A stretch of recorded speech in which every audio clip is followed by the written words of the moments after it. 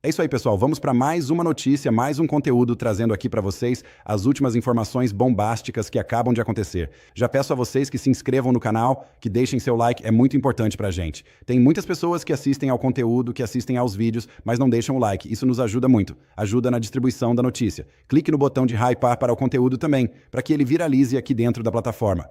Vamos juntos viralizar este conteúdo, esta notícia, para que ela seja entregue para todos. Agora, sem mais enrolação, vamos para as últimas informações e notícias. Vamos embora, tá tudo ótimo. Convença-me, vai. Tá tudo ótimo. Dia bonito. Pra você. Oi? Que legal. Que Fico bom pra feliz por você. Que bom. Tirando o Brasil, tirando El Ninho, Tirando o mundo. tirando o A seleção mundo. brasileira tá tudo bem. Entendi. Eu estava conversando com uma fonte hoje de manhã e ele resumiu para mim assim, essa situação do Jacques Wagner. É uma situação de, como tudo que roda em Brasília, são três etapas, né? O BFF, o boato, o fato e a foto. Tem o boato, que é, pode ser que fulano, ciclano, beltrano esteja na lista do Master, nas investigações do Master. Agora você tem o fato da investigação.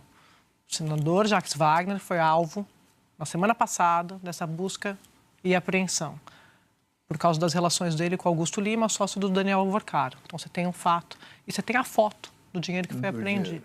Ele estava falando isso, é um aliado do governo Lula, tem excelentes relações ali com o PT, e ele estava dizendo que a grande dificuldade hoje para o presidente é que ele não pode descartar em praça pública o Jacques Wagner por causa da relação pessoal que o Lula tem com o Jacques Wagner. Não é um aliado qualquer. E por isso também o peso dessa investigação, que não é um petista qualquer. Estou falando no sentido de, da hierarquia do coração do presidente, vamos colocar assim. Ele é um amigo de 50 anos do presidente, da mais alta confiança, ocupa a liderança do governo no Senado, um cargo totalmente estratégico, e foi indicado porque sempre foi conhecido pela habilidade de fazer articulações e de transitar da base à oposição. Então, por isso, neste momento, ele jogou, o presidente Lula está vivendo um dilema por causa disso, porque o que eles gostariam? Aquela versão que eu trouxe aqui que o Palácio do Planalto passou na semana passada. Ele vai sair. Faltou combinar com o Jacques Wagner, porque aquilo foi quinta-feira de manhã, quando a gente trouxe aqui à tarde, mas eu já tinha falado no Bom Dia Brasil. E à noite ele veio com outro discurso naquela entrevista. Então, nós estamos na terça-feira, a operação foi na quinta, e a gente está à espera de uma reunião amanhã para ver o que eles vão decidir, Thomas. Boa tarde para você. Boa tarde de novo, Sadio. Boa tarde, amigos, assinantes. Vamos lá. O Jacques Wagner era presidente dos sindicatos de petroleiros, petroquímicos da Bahia, quando o Lula era presidente dos sindicatos metalúrgicos do ABC e eles foram fundar o PT em 79. Só para dar uma coisa do histórico, né? Em 2018, quando o presidente Lula estava preso em Curitiba, o candidato que ele gostaria como candidato a presidente do PT, e ele pediu e indicou, era o Jacques Wagner. O Jacques Wagner recusou.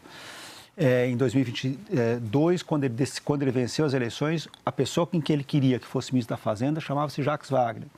Só para dar acho que uma noção muito clara de quanto que o Jacques Wagner assim, a gente viu uma enorme depuração de várias pessoas, antigos companheiros do presidente, que eram ou ministro do primeiro governo, do segundo governo, ou ligados ao Instituto Lula, que não tiveram nenhuma participação importante nesse terceiro governo. O Jacques Wagner foi o único dessa turma, vamos dizer, da turma antiga, da turma que a pessoa fala em Brasília, que chama o Lula de você, né, que não faz a coisa do cerimonial, que continuou lá. Ou seja, não é, como você falou, não é um qualquer. Dito isso, ele pediu para um banqueiro pagar 2,5 milhões de reais para um apartamento da filha dele. Desculpa, isso não tem, assim, não há como você permanecer líder de um governo quando você pede 2,5 milhões para um banqueiro.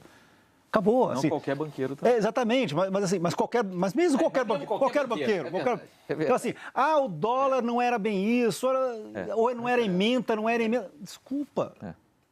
Assim, 2,5 milhões de reais. Assim, não tem como, assim, sem explicar isso, e nós estamos falando, você falou quinta-feira, nós estamos na terça até agora, o senador não apresentou uma versão convincente sobre, eu pedi esse dinheiro adiantado, emprestado.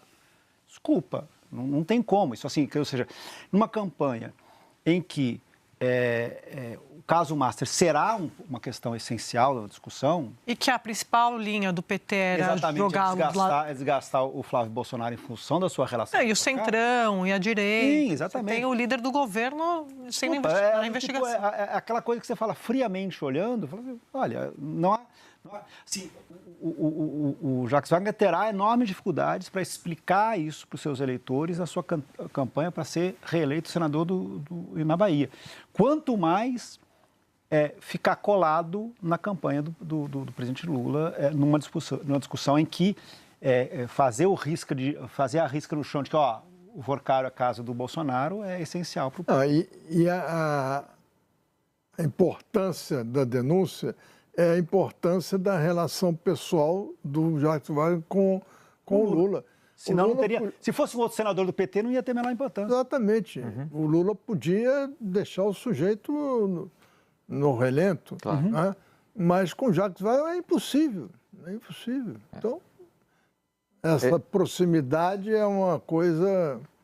André, já que está tudo bem para o Guedinho, eu vou falar aqui uma coisa, um menos bem assim, tal, sobre a tradição meio que da política brasileira, quando você tem essas acusações ou suspeitas seríssimas sobre envolvimento em casos de corrupção.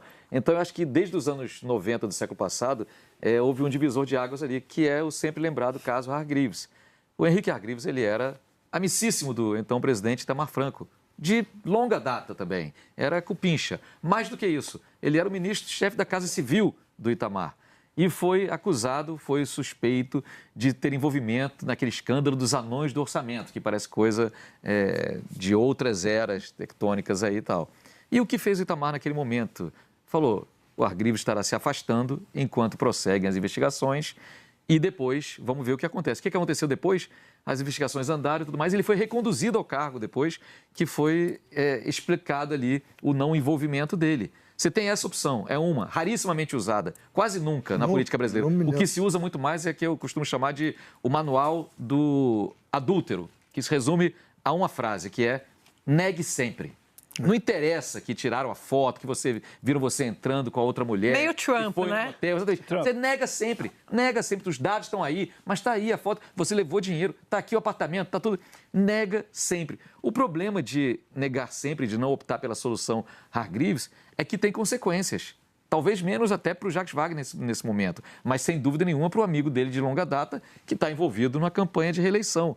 Portanto, a escolha pelo manual do adúltero nesse momento revela também uma certa soberba do Jacques Wagner, porque ele que deveria tomar a iniciativa de dizer estarei me afastando porque tenho certeza que tudo será investigado. Posso discordar? Totalmente. Tá tudo bem? Pelo seguinte, o manual do adúltero, ele parte do princípio que você quer provar a sua inocência. Hoje em dia, não existe mais essa preocupação.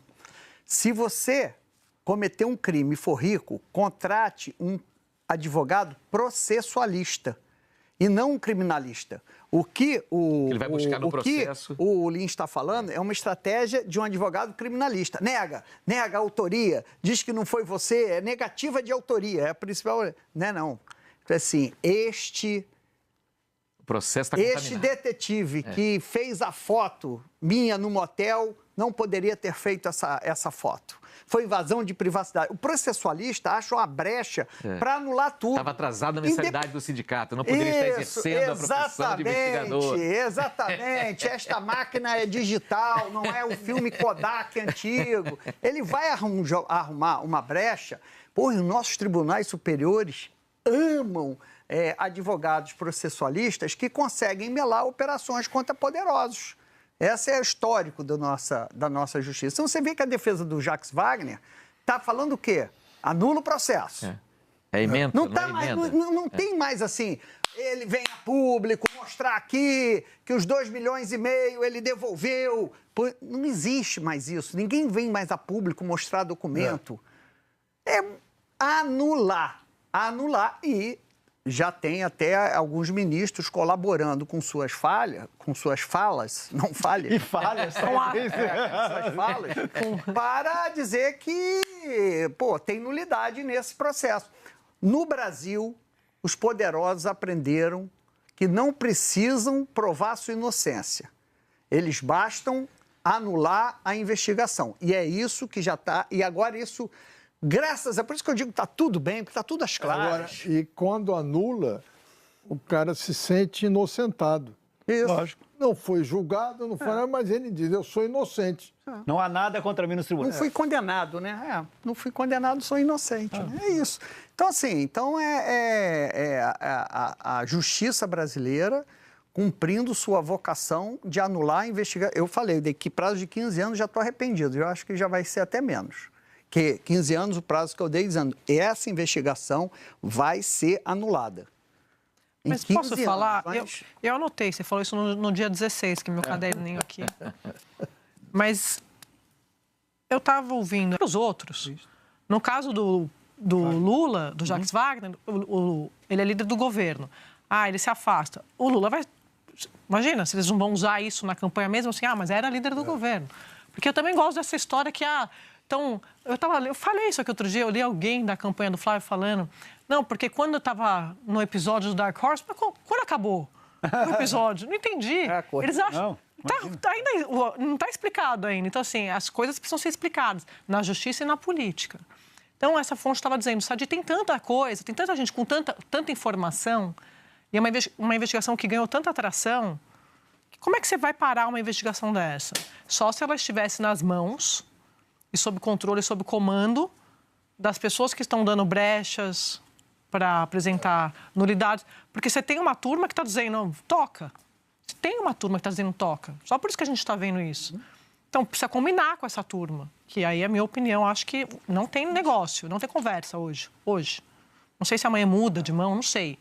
Mas ela ganhou uma outra atração desde o começo do ano. Que foram anulados tiveram tração, tiveram uma investigação bem adiantada, tiveram também todo esse processo. É um processo. Sim. Você veja, tanto que a única pena que existe para poderosos nesse país é a chamada execração pública. Você sabe que o cara é ladrão, você sabe que o cara fez alguma coisa errada, mas você sabe também que ele não vai para a cadeia. Dá o dedinho.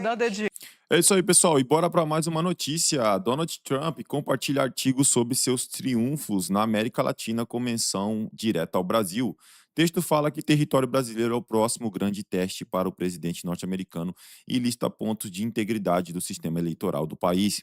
Donald Trump compartilhou em sua rede social, a Truth Social, um artigo que descreve suas intervenções na América Latina como uma sequência de triunfos políticos. O material aponta o Brasil como o próximo e maior teste de sua influência no continente.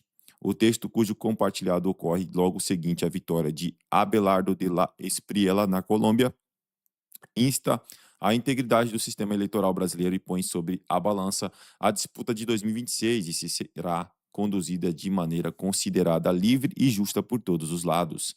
O padrão de atuação de Donald Trump na região é documentado em julho de 2025. O presidente publicou na Truth Social uma carta anunciando tarifas de 50% sobre exportações brasileiras, justificando a medida como resposta à perseguição do ex-presidente Jair Bolsonaro, condenado em setembro do mesmo ano por seu suposto papel na suposta tentativa de golpe para anular os resultados das eleições de 2022. Em Honduras, Trump prestou apoio público ao candidato de direita Nasri Asfura antes do segundo turno de novembro. O presidente eleito venceu 24 dias depois do fechamento das urnas em meio a acusações de irregularidades. Na Argentina, o governo americano anunciou um pacote financeiro de cerca de 40 bilhões de dólares para favorecer aliados de Javier Milei às vésperas das eleições legislativas de outubro de 2025. Na Colômbia, Trump declarou apoio a Espriella 2 dias antes do primeiro turno de maio. No Paraguai, o governo de Santiago Pence está cada dia mais alinhado ao alto comando norte-americano. Em julho de 2025, a Casa Branca afirmou formalmente que as ações do governo Lula contra Bolsonaro comprometiam a capacidade do Brasil de realizar uma eleição presidencial livre e justa em 2026, o que o tratamento dado ao ex-presidente contribui para o colapso deliberado do Estado de Direito no Brasil, para a intimidação politicamente motivada e para violações dos direitos humanos. A declaração feita num documento oficial da residência oficial dos Estados Unidos é o ponto de partida da narrativa que o artigo compartilhado por Trump retoma agora com a eleição brasileira há menos de 4 meses. Pessoal, então quer dizer que ele está por dentro e ele vai ficar por dentro de tudo que está acontecendo aqui no Brasil, principalmente nas eleições de 2026. Se inscreva no canal, deixe seu like, gostou do conteúdo, deixe a sua opinião, deixe seu comentário, que é muito importante pra gente. Valeu e até o próximo vídeo.